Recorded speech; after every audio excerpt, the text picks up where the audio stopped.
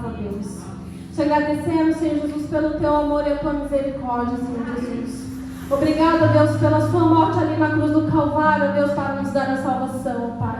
Que nós não possamos nenhum dia, Deus, perder as esperanças, ó Deus. E que a nossa esperança seja, Senhor Jesus, sempre em Ti, ó Deus. E que nós possamos, Senhor Jesus, continuar firmes, ó Deus, esperando o dia da Sua volta, Pai querido. Pois esse é o nosso maior desejo, ó Pai querido. É o que nos faz, Senhor Jesus, estar aos Teus pés. É o que nos faz, Senhor Jesus, estar em Tua casa, ó Deus.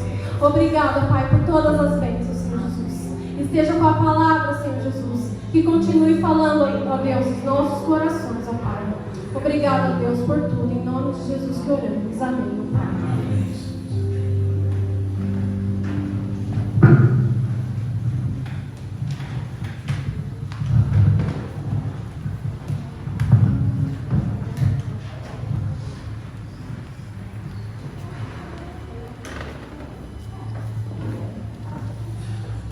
Eu quero saudar você que está nos ouvindo nesse vídeo, juntamente com os irmãos que estão aqui no templo, com a poderosa paz do nosso Senhor Jesus Cristo. Amém? Desejo a você um excelente dia e que Deus fale ao teu coração aquilo que nós necessitamos ouvir. Hoje nós estamos em plena campanha de missões e nós sabemos que Deus quer que nós pescamos exatamente vidas nos locais onde Ele está nos enviando.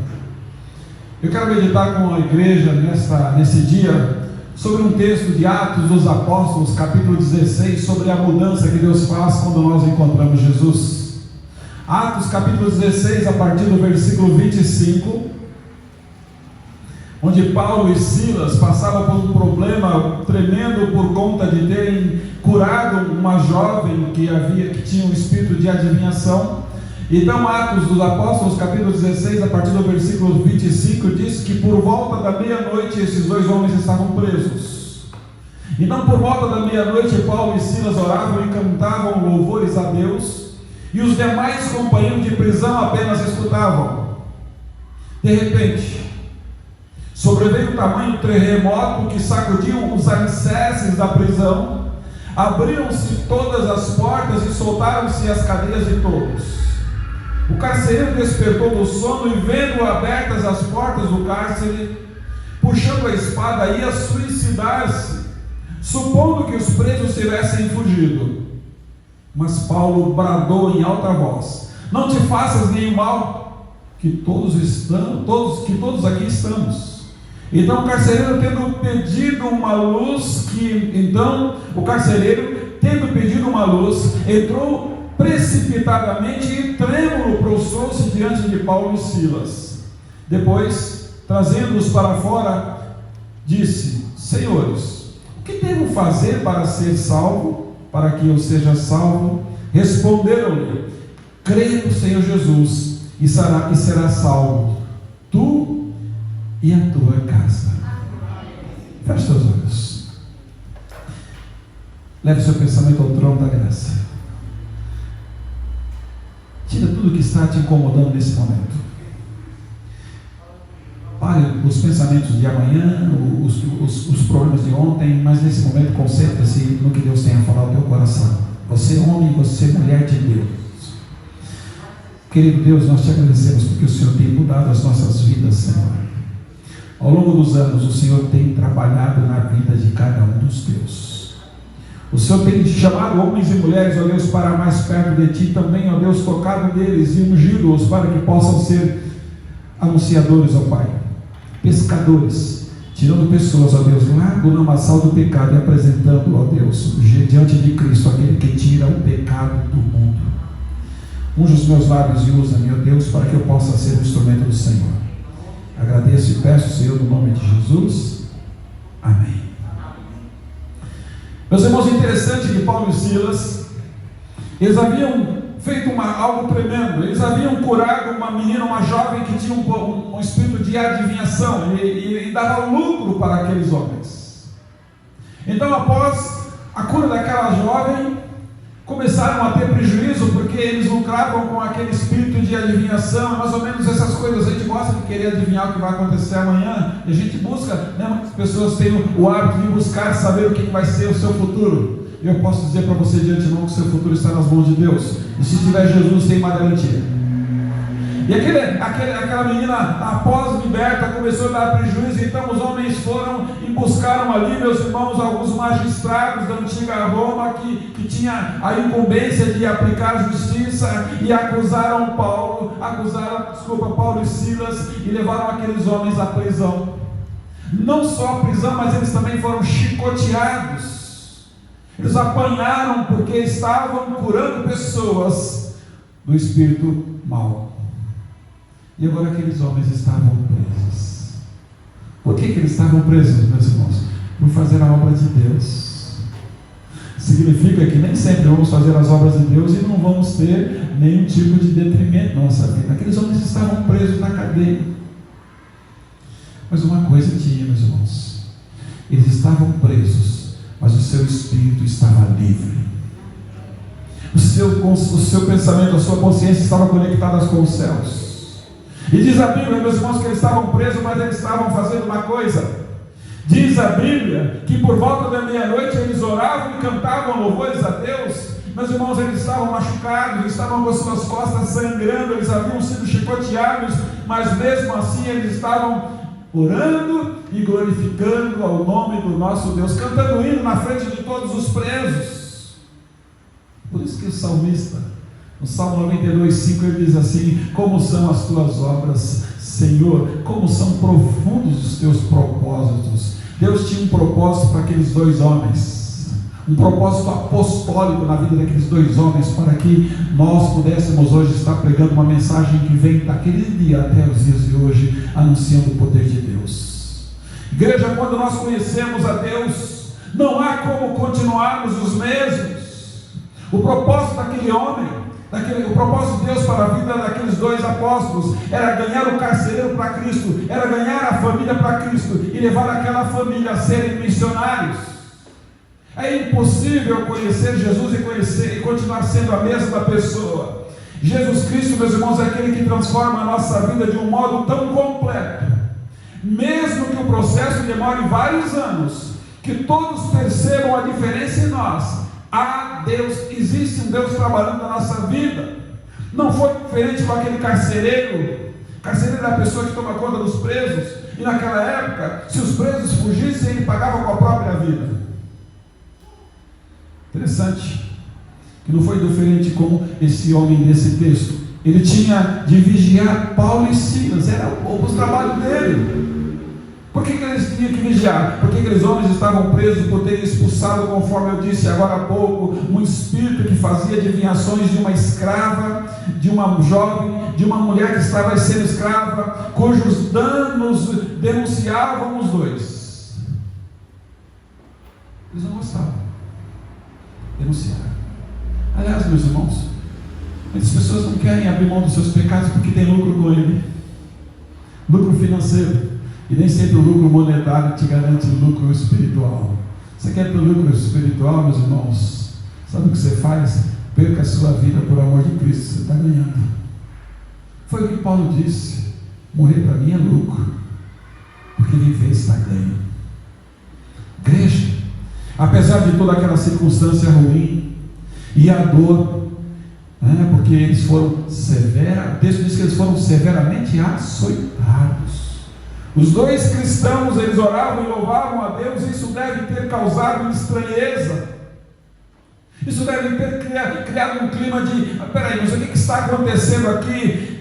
Criou aquele ambiente de estranheza ao carcereiro e aos outros presos, meus irmãos. E exatamente naquele momento onde eles estavam invocando o nome do seu Deus, ali naquela prisão, diz a Bíblia que um terremoto sacudiu a prisão e abriu aquelas portas. Eu quero dizer para vocês que Jesus Cristo é aquele que continua abrindo a porta das cadeias, tirando, meus irmãos, aqueles que estão acorrentados, abrindo, meus irmãos, a vista aos cegos, curando, libertando, salvando, ressuscitando para a glória. Sabe, igreja, uma situação assim, muitos escapariam sem pensar no carcereiro, não pensaria: poxa, vamos fugir, porque ele poderia perder a sua vida. Muitos pensariam assim, mas ali tinha ação de Deus, e quando tem ação de Deus as coisas acontecem de forma diferente. Mas não foi o que aconteceu. Deus tinha um propósito maior em tudo aquilo. Interessante que quando Deus age, Ele não age às escondidas, Deus age às claras, para que todos vejam o manifestar de Deus. E a vida daqueles homens manifestou a glória e o poder de Deus. Sabe, queridos, não é maravilhoso ver como Deus usou aquela situação tão terrível para os discípulos, para que o carcereiro e toda a família entregasse a sua vida a Ele? Às vezes acontecem situações na nossa vida, meus irmãos, que é para nós amanhã de olhar e ver como Deus sacudiu a minha vida, como Deus me colocou de pé, como Deus me fez um novo homem, como Deus me fez uma nova mulher agora em Cristo Jesus, nos preparando. Meus irmãos, tudo aquilo foi tão estranho para o carcereiro que ele quis compartilhar com a sua família a transformação que Jesus havia realizado na vida dele ali. Preciso então destacar aqui que essa foi uma situação especial. Não significa que todos os familiares do cristão vão seguir automaticamente a Cristo, não. Inicialmente, a promessa no versículo 31 dirigiu-se àquele indivíduo, e agora ele tinha uma missão: evangelizar. Quando a gente aceita a Cristo, entra a salvação na nossa casa. Muitas vezes, foi assim com Zaqueu, e foi assim com outros. Salvação entrou nesta casa por um indivíduo. Então, quando Deus te chama agora das trevas para a sua maravilhosa luz, Ele quer levar salvação para a sua casa, para que você comece a brilhar. Por isso que tu e a tua, agora você tem um trabalho na sua casa. Sabe, queridos, o que nos chama a atenção nesse texto foi a rápida transformação daquele homem. Rápida transformação daquele carcereiro. Imagina que por sua profissão ele fosse um homem duro, ele fosse um homem impiedoso, porque ele lidava com pessoas, com presos. Não era o caso de Paulo e Silas, mas eles lidavam com marginais, pessoas de alto nível de periculosidade. Então ele poderia ser um homem impiedoso, um homem duro. Agora, discípulo de Cristo, agora então ele muda a vida dele. Por isso que Deus faz mudança. Ele agora lavou as feridas de Paulo e de Silas, ele levou ele para a sua casa e serviu uma refeição. Agora há pouco eles haviam chicoteado, agora ele estava curando, agora ele estava tomando refeição, agora ele estava prostrando, dizendo: o que eu tenho que fazer? Sabe, meus irmãos, o carcereiro sofreu riscos por aqueles que agora eram seus irmãos na fé. Tinha uma coisa chamada familiaridade. E eu quero dizer para você, crente, meu irmão e minha irmã, se você perdeu a familiaridade com o povo de Deus, você está correndo grandes riscos. Aquele carcereiro, no exato momento em que o Espírito Santo de Deus tocou nele, ele viu familiaridade nos apóstolos. Porque a Bíblia diz que tudo é comum entre nós. Sabe, Deus age por meio de situações improváveis. Se você está passando por situações agora difíceis, olha para mim, meus irmãos, espere para ver o que Deus vai fazer na sua vida, o que Deus vai te ensinar através delas. Nós somos provados e aprovados. Quando Deus age em uma vida, ela nunca mais será a mesma. Quando Deus salva um homem, quando Deus salva uma mulher, aquela vida nunca mais será a mesma, porque agora ele tem um novo endereço, um novo destino, uma nova visão, um novo coração, uma nova predileção. É por isso, meus irmãos, que o versículo 30 e 31 fala sobre a reputação de Paulo e Silas em Filipos, e ela era muito bem conhecida. Eles sabiam que Paulo e Silas estavam operando milagres no nome do Senhor Jesus. As pessoas sabiam quem era ele, mas existe um inimigo que quer brecar a pregação do Evangelho, que quer calar a boca dos que pregam, que quer colocar em prisão aqueles que anunciam, aqueles, meus irmãos, que estão trazendo vida. O inimigo quer fazer isso, e eles estavam presos. Era a forma que encontraram para calar os homens de Deus. Mas tem uma coisa: ninguém para a obra de Deus, porque a obra é santa. Quando o carcereiro percebeu a sua condição, quando ele percebeu a sua necessidade, ele arriscou tudo para encontrar a salvação. Agora ele não se via mais como um homem que cuidava de presos, agora ele era um homem que estava querendo buscar salvação para os presos do pecado. As boas novas de salvação são exatamente de modo simples. Simples. Crer no Senhor Jesus. Simples. Será salvo você. Será salvo a sua casa. Quando nós reconhecemos Jesus como Senhor, quando nós confiamos a Ele toda a nossa vida, a salvação é assegurada a você. A sua vida pode tornar-se repleta de alegria, é o que nós mais queremos, não é? Como aconteceu com aquele carcereiro. Paulo e Silas consideravam a família com muita seriedade. O propósito dele não parava naquele homem. Filhos, esposa, filhos, netos, genros, noras, bisnetos, os servos, todos daquela casa. Por essa razão, a oferta de salvação foi feita a todo o lar do carcereiro. Era uma proposta disponível que ainda continua hoje a todos eles. Ainda assim, meus irmãos, não foi a fé do carcereiro que salvou a todos. Cada um precisava ter fé em Jesus.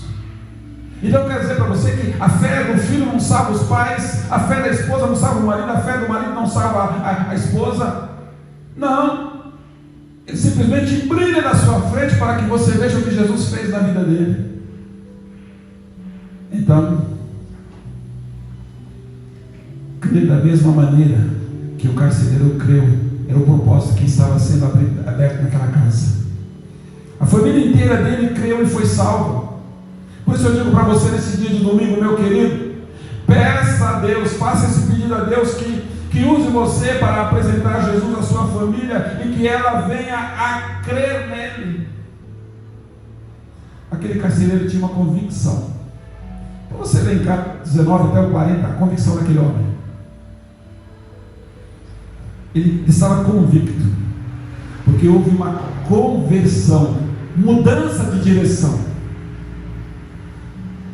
Os servos de Deus, em quaisquer circunstâncias, prosseguem em dar o seu testemunho, seja ele na beira do rio, como foi com esses dois homens, seja ele na casa de Lídia, como eles passaram nos textos dos versículos anteriores, nas ruas da cidade, seja lá na cadeia, como aconteceu com esse carcereiro, falaram de Cristo na qualidade de Salvador. Eu preciso dizer que Jesus Cristo é aquele que te salva, é aquele, meus irmãos, o único que leva você até a presença de Deus, é o único que leva para os céus, é o único que está perdoando, que pode perdoar os seus pecados, é aquele que cura as suas feridas. Por isso, meus irmãos, ele não quer fazer lembrança de pecados, mas ele quer fazer lembrança do que Deus pode fazer em você. Ele quer te renovar nas esperanças. Podemos perceber algumas coisas referentes ao carcereiro que eu quero compartilhar com você ainda nesse dia. Que ele ouvia os apóstolos. Ele tinha noção de quem eram aqueles homens que estavam ali. Ele estava cumprindo o seu trabalho, mas ele ouvia os apóstolos testemunhando de uma salvação em Cristo.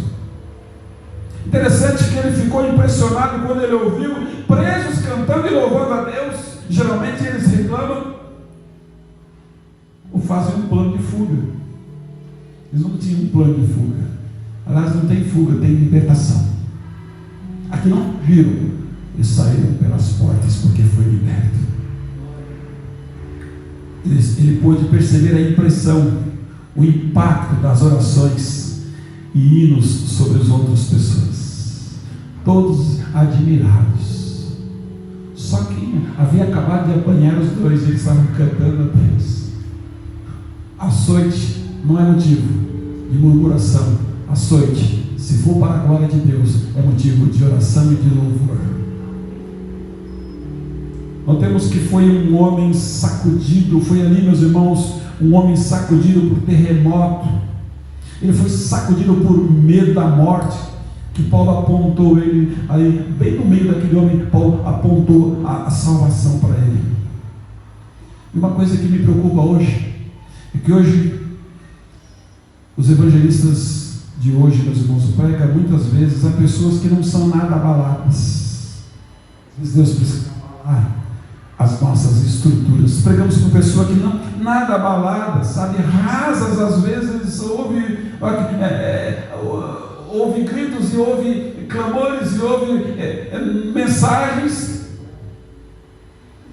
Mas quando Deus nos abala, sabe o que Deus vai ouvir da nossa boca? O que devo fazer para ser salvo? Aí é fácil. Aponta para Jesus. Isso aconteceu com aqueles homens. Isso aconteceu com aquele carcereiro. Eu posso notar algumas características e algumas atitudes. Naquele carcereiro eu posso notar que houve um reconhecimento do perigo. Agora ele estava preocupado se ele ia morrer ou não por causa dos presos. Ele estava preocupado se ele ia para o céu ou para o inferno, porque ele reconheceu a vida eterna.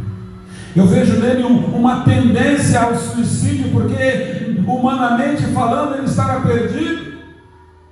Tinha um desespero ardente nele, uma disposição para agir, mas também tinha humildade pelo fato de rogar a Deus, prostrado diante daqueles homens que estavam sob a sua custódia. A um homem nessas condições é que o apóstolo anuncia o Evangelho nos termos mais simples. Mais simples. Queridos, o Evangelho é simples, fácil, simples. Na resposta apostólica, eu posso perceber aqui que ele fala com autoridade. Aqueles homens, meus irmãos, não admitem dúvida ou desconfiança, nem deles disse, talvez você seja salvo. Ele não falou isso, ele disse, você será. Paulo e Silas, eu vejo que a salvação é anunciada pela fé. Confiança em uma pessoa não é pela aceitação de um credo ou por seguir uma nova lei, não, é por seguir Cristo. Eu vejo naqueles dois homens de Deus que o meio é mais simples, o mais simples possível, é só acreditar no Senhor Jesus, agora na qualidade de Salvador, não é por obras e nem por merecimento.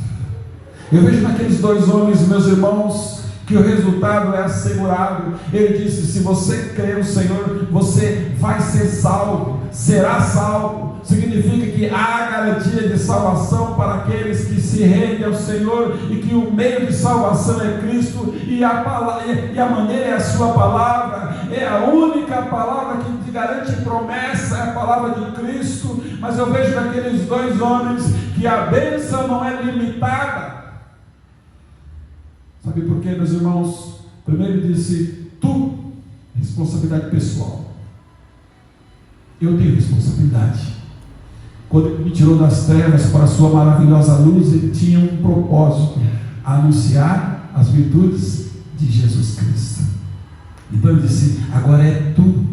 Os homens não são salvos em grupo. Não. A igreja sim, vai subir, mas você tem que ser individualmente salvo. Mas a bênção disse, você e a tua casa. Naquela casa houve pregação, naquela casa houve regozijo e houve bênção de Deus em família. Paulo aproveitou a oportunidade, se valeu da ocasião para pregar o verdadeiro evangelho a todos daquela casa, da cadeia para fora e agora para casa. Ninguém ficou pensando, mas ele estava para ele agora há pouco, agora está em casa. Não. Agora quem está falando é Deus na boca desses homens. O carcereiro era um pecador, como eu e você. Primeiro momento, diz a Bíblia no versículo 25 em diante, até o 34, que ele estava seguro de si, estava dormindo. Todos presos. E ele dormindo, seguro, confiante em si. Mas uma coisa despertou aquele homem, meus irmãos: um terremoto. Algo tremendo despertou aquele homem. Ele foi despertado num terremoto. Aquele pecador, meus irmãos, que procura agora, ele faz uma pergunta: o que eu devo fazer? Aquele pecador, meus irmãos, agora ele tem uma instrução instrução do Senhor, que é a mesma que eu passo para você, que vem sendo passada ao povo de Deus e através do povo de Deus ao longo dos séculos. A instrução é essa: acredita no Senhor Jesus e na sua promessa, na sua palavra, no seu poder. Aquele pecador foi salvo, mas ele foi rejubilante e ele faz agradecimentos. Por último, aquele homem levou para si frutos da comunhão com o Senhor. Sabe, a comunhão com o Senhor. A gente se preocupa muito será que o irmão está chateado comigo? Será que a irmã está chateada? Será que ela não gostou do que eu falei? Será que ela não está, nem me cumprimentou? Meus queridos, tem a comunhão com Deus, porque é a comunhão com Deus que te garante a comunhão com o teu povo. Interessante, meus irmãos, a comunhão com o Senhor trouxe a Ele o que pode trazer para você nesse dia: alegria em lugar de tristeza. Alegria. Aquele homem saiu como um dia qualquer para trabalhar e voltou para casa trazendo uma nova perspectiva de vida. Onde tinha tristeza, ele trouxe alegria por causa da comunhão que agora foi resgatada, foi renovada com Deus. A alegria, meus irmãos, a comunhão com o Senhor traz louvor nas perseguições e nos sofrimentos. É por isso que aquela música: está chorando, louve, está sofrendo, louve, porque o louvor ele invade os céus. Meus irmãos, os frutos da comunhão do Senhor te dá força nos momentos de fraqueza. É o Senhor que te fortalece, é Ele que fortalece, porque eu preciso ter comunhão com Ele. E essa comunhão volta em força. A comunhão me traz ricas bênçãos no meu local de trabalho. Aquele homem viveu tudo aquilo no lugar de trabalho. Ele não teve vergonha de assumir uma nova vida em Cristo. A comunhão com Cristo traz graça para suportarmos as tribulações. Eu só consigo suportar as tribulações por causa da misericórdia do Senhor, que vem de lá para cá, e para mim é graça. Os frutos da comunhão traz vitória na tentação. Talvez aquele homem possa ter olhado aqueles louvores e tudo acontecendo e pode dizer: o que eu faço agora? Será que eu vou abrir mão do meu cargo, do meu serviço? Será que eu vou ficar desempregado? Aquele homem pode ter infrações de seguro, meus irmãos, algumas tentações, algumas dúvidas, algumas indagações, mas ele optou pelo Senhor. Tem salvação para todos. Tem salvação para você, meu querido. Tem salvação para você, meu amigo, que está me ouvindo neste dia. Porque a salvação para você, não importa como você esteja hoje.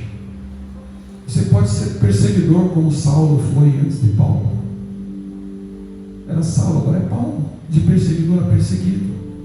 Você pode ser aquele que nega o Senhor, como Pedro negava o Senhor, e Deus tanto usou Paulo quanto usou Pedro. Você pode ser um cego espiritualmente falando, como era Bartimeu. Você pode ser tão pobre e doente como Lázaro. Você pode ser impuro como aquele leproso que Deus curou. Você pode estar longe de Cristo exatamente nesse momento, como era o filho pródigo, longe. Você pode estar cheio de pecados, como aquela samaritana. Você pode ser um pagão, como era aquele carcereiro. Mas se você crê em Jesus, você será salvo. Tem conversão disponível para você, meu querido, nesse dia. Deus quer te alcançar agora. Quando aquele carcereiro estava curando as feridas de Paulo e de Silas, era como a mão de Deus tratando aqueles machucados. Quando aquele carcereiro se ajoelhou, ele não estava se ajoelhando diante de Paulo e Silas, ele estava ajoelhando diante do Deus de Paulo e Silas. Quando aqueles homens fizeram a pergunta: o que eu faço? Talvez você está agora nesse momento: o que eu faço da minha vida? O que eu faço do meu casamento? O que eu faço dos meus filhos?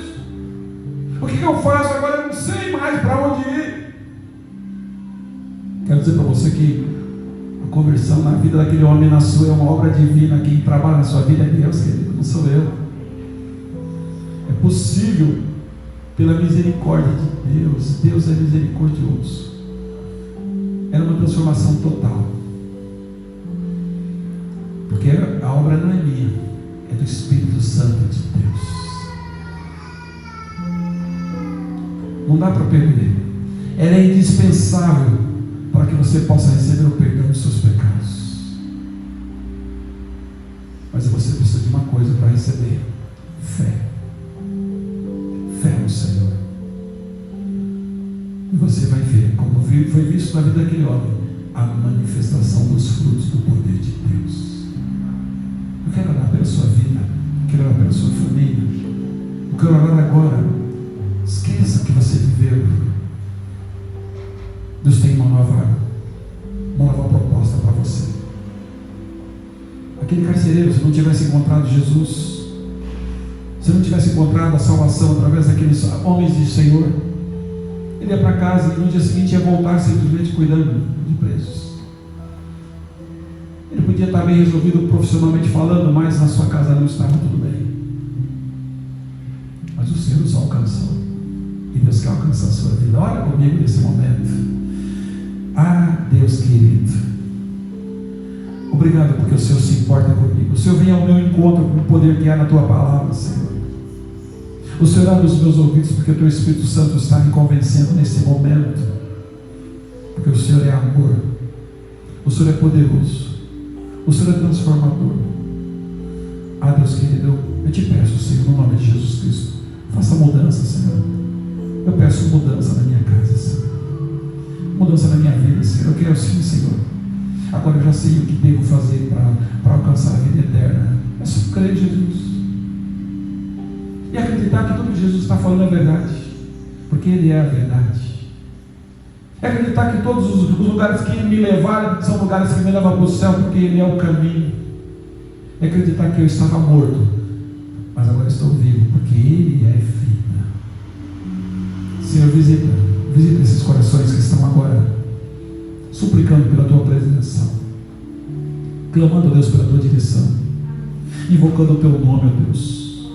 Senhor, se preciso for, ó Deus, balança, Senhor, as paredes, mas abra as portas das cadeias, para que haja liberdade, Senhor, libertação. Tira, ó Deus, as cadeias do medo, as cadeias da insegurança. Tira, Deus, as cadeias da hipocrisia, da falsidade, da mentira. Oh, Deus, tira, Pai, esses corações que são mal intencionados, oh Deus.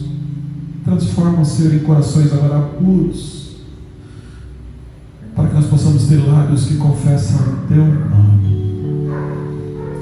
Visita o Teu povo, Senhor. Visita, Deus, a Tua igreja. Visita aqueles que ainda não conhecem a Ti, Deus, mas estão conhecendo agora. Resgata-os para o louvor da Tua glória. Esse é o nosso pedido, Senhor, no nome de Jesus. Amém. Que Deus em Cristo Jesus